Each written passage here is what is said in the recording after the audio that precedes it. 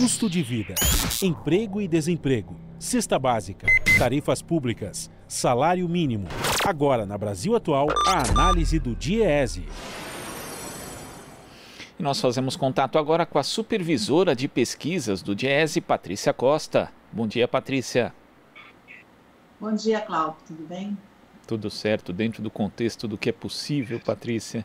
E de acordo com a última pesquisa do DIEESE em relação aos produtos da cesta básica, os preços continuam mantendo a sua trajetória de alta, assim como a inflação. Em novembro, aumentaram em 16 das 17 pesquisas, das 17 capitais pesquisadas pelo DIEESE. No ano, a elevação é generalizada, chegando até 35%, enquanto a inflação oficial em 12 meses está próxima dos 4%.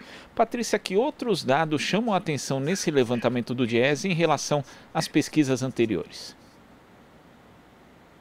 O que a gente observou nessa pesquisa é que com os produtos que seguem o aumento de preço, eles continuam pressionando a inflação.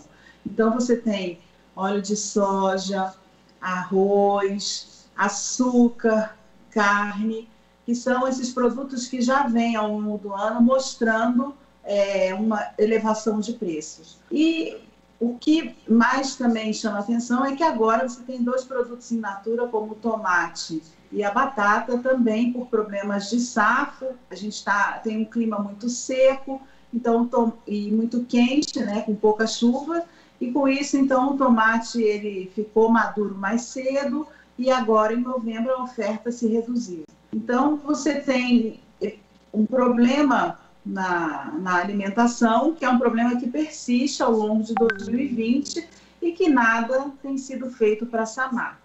E um outro dado que chama muito a atenção é que a cesta de São Paulo ela já chegou a R$600. Considera o salário mínimo líquido de R$966, o salário mínimo líquido menos a cesta de São Paulo sobra para o trabalhador em torno de R$330 para as outras despesas. Então, o trabalhador salário mínimo ele vai ficando cada vez mais premido por conta do aumento do preço dos alimentos básicos. Agora, Patrícia, você cita justamente essa questão do preço da cesta básica em São Paulo, e a gente tem aí, justamente com base na cesta de São Paulo e a do Rio, né? São Paulo R$ 629,18, Rio R$ 629,63, uma estimativa de que o salário mínimo deveria estar em R$ 5.289,53, que é um valor que supera 5,06 vezes o valor do piso nacional atual. O quão preocupante é a gente ter esse contexto, né, de uma inflação de alimentos, de alta da cesta básica que afeta a população mais pobre e não ter uma política de valorização do salário mínimo como tínhamos anos atrás, Patrícia? Na verdade, a gente fica percebendo qual é o interesse que o atual governo tem. Ele abandonou o salário mínimo, inclusive se fala no reajuste negativo, então ele diminui. O governo também não tem nenhuma ação no sentido de minorar esse aumento de preços, porque a gente sabe que boa parte desses aumentos está ligado ao dólar valorizado, quer dizer, o real vale menos em relação ao dólar, e com isso ele está desvalorizado em relação ao dólar e é atrativo para as exportações. Então, o produtor brasileiro, o interesse dele é mandar tudo para fora porque ele lucra mais.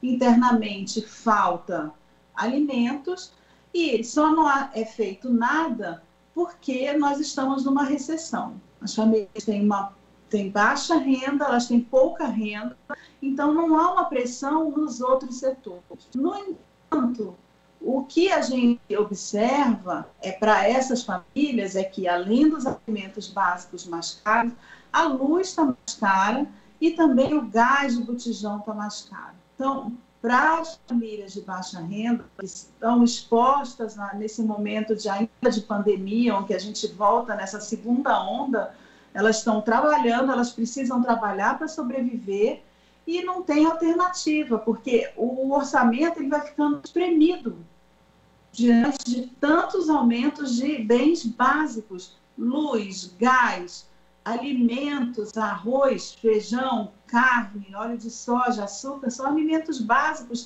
eles estão presentes na vida de todos os brasileiros. Então, não existe uma preocupação com a inflação nesse momento, ela vai ficar dentro da meta, e isso faz com que o governo não faça nada, não tome nenhuma outra medida importante para poder conter os juros, para poder conter a inflação. E aí se fala no aumento de juros, que pode significar um atraso na retomada do crescimento, porque se os juros aumentam para diminuir a inflação, o que vai acontecer, então, com o nível de atividade econômica? Ele não vai crescer, não vai acontecer. Então, vamos continuar sem emprego, vamos continuar crescendo pouco dentro daquilo que a gente já vivia antes. É uma situação muito complicada nesse momento, com a possibilidade de um 2021 com inflação acima da meta e com ações efetivas de contenção do nível de atividade econômica, sendo que o país mal saiu desse momento de pandemia.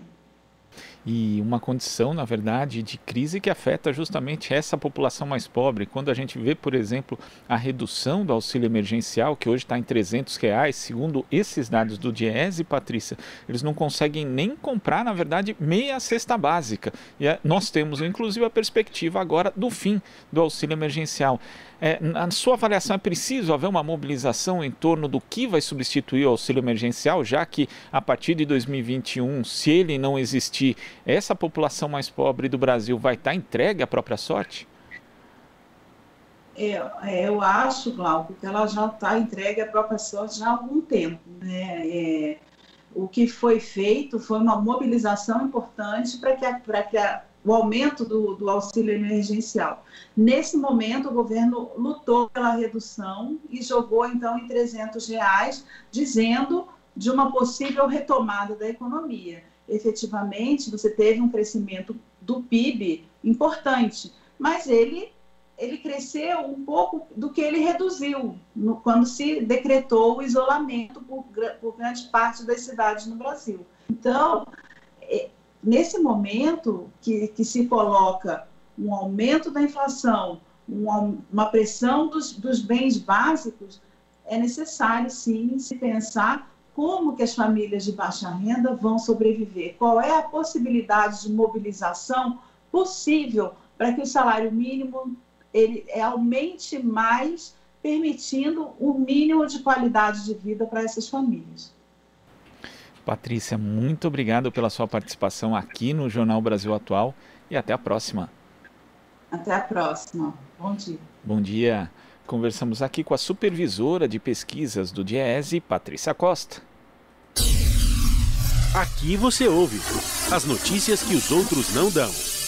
Jornal Brasil Atual.